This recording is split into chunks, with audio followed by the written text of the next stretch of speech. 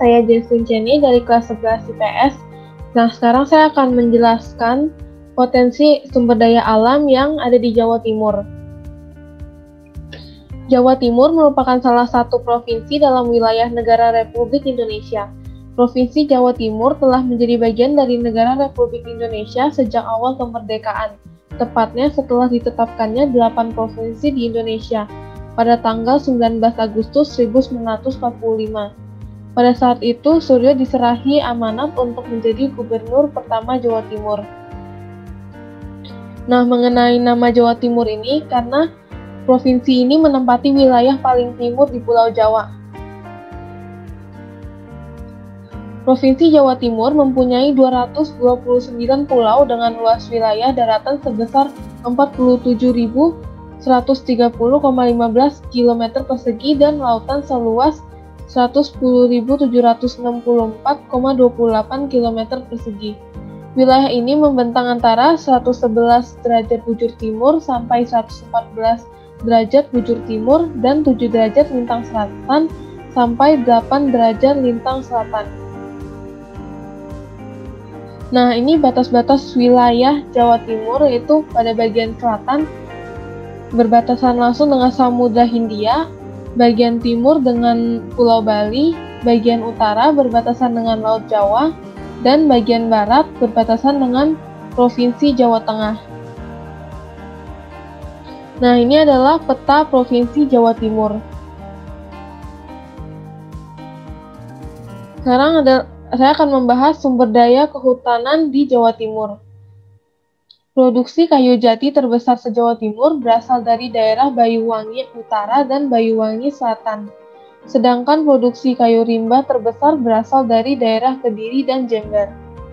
Luas tebangan hutan pada tahun 2013 adalah sebesar 30.851 hektar, yang didominasi oleh kayu jati sebesar 21.308 hektar. Nah, sekarang saya akan menjelaskan tentang sumber daya pertambangan di Jawa Timur. Yang pertama itu batu gamping sebagai bahan mentah semen diambil dari daerah berikut ini. Nah, terus selanjutnya ada emas, perak, dan tembaga. Itu diambil dari wilayah Pacitan, Malang, Lumajang, dan Banyuwangi. Kemudian yang ketiga ada pasir besi. Cadangan pasir besi terluas di Indonesia dengan luas 60.000 hektar. Itu terdapat di kota Lumajang. Dan yang keempat itu ada andesit dan marmer. Nah, sini ada sumber daya kelautan di Jawa Timur. Dari segi perikanan, jumlah nelayan dan petani ikan pada tahun 2014 sebanyak 546.653 nelayan.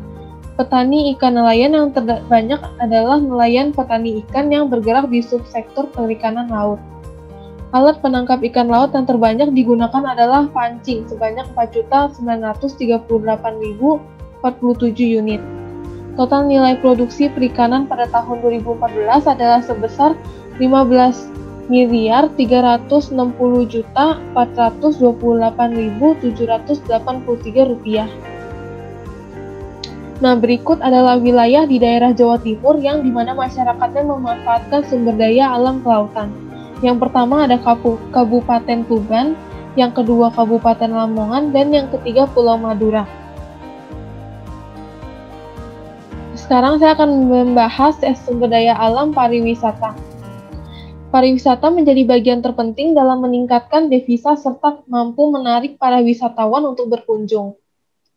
Sektor pariwisata di 38 daerah kabupaten atau kota di Jawa Timur mempunyai potensi menjadi sarana pembangunan berkelanjutan. Selain itu juga harus melakukan pemasaran pariwisata yang bisa meningkatkan kunjungan wisatawan mancanegara dan Nusantara. Karena yang kita ketahui sekarang banyak tempat wisata yang masih belum bisa diakses karena keterbatasan sarana dan prasarana. Padahal punya potensi dalam meningkatkan perekonomian dan kesejahteraan masyarakat. Nah, ini berikut tempat-tempat wisata yang terdapat di Jawa Timur. Yang pertama itu Gunung Bromo. Gunung Bromo merupakan salah satu ikon dari Jawa Timur yang sudah terkenal hingga ke mancanegara.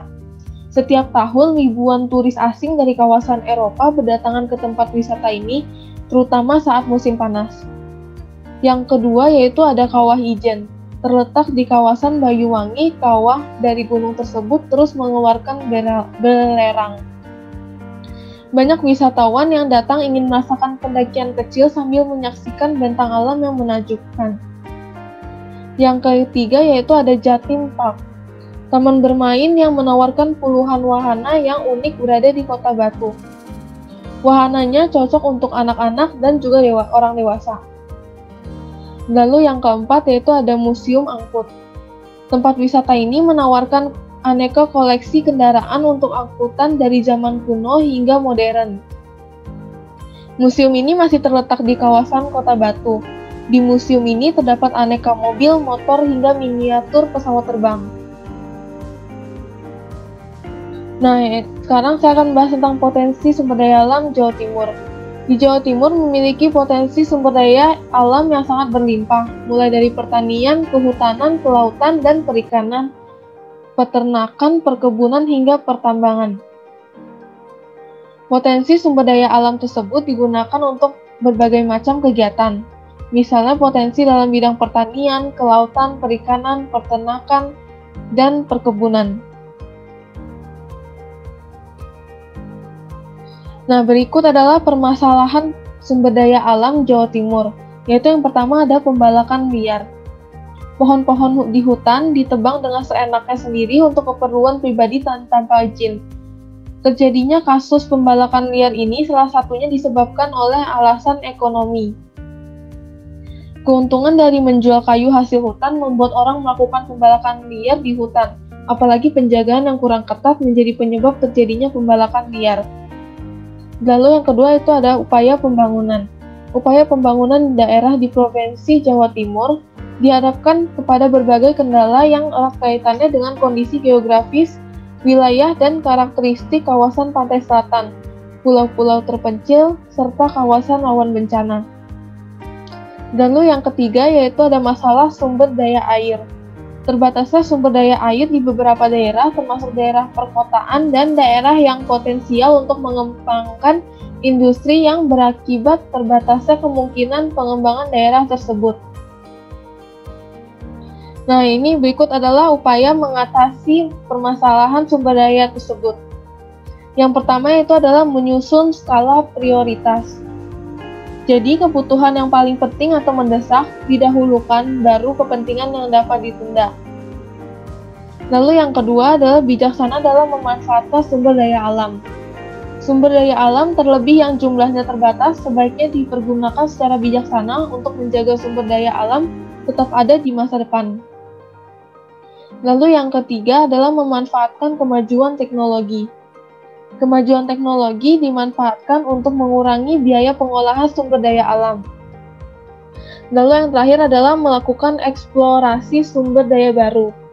Penemuan akan sumber daya baru bisa membuat ketersediaan akan sumber daya tersebut meningkat. Nah, ini adalah kata-kata bijak yang saya dapatkan dari internet. Ada banyak jenis kebahagiaan yang bisa kita dapatkan. Salah satunya yang timbul dari keindahan alam. Nah, sekian presentasi tentang potensi sumber daya alam dari saya. Terima kasih.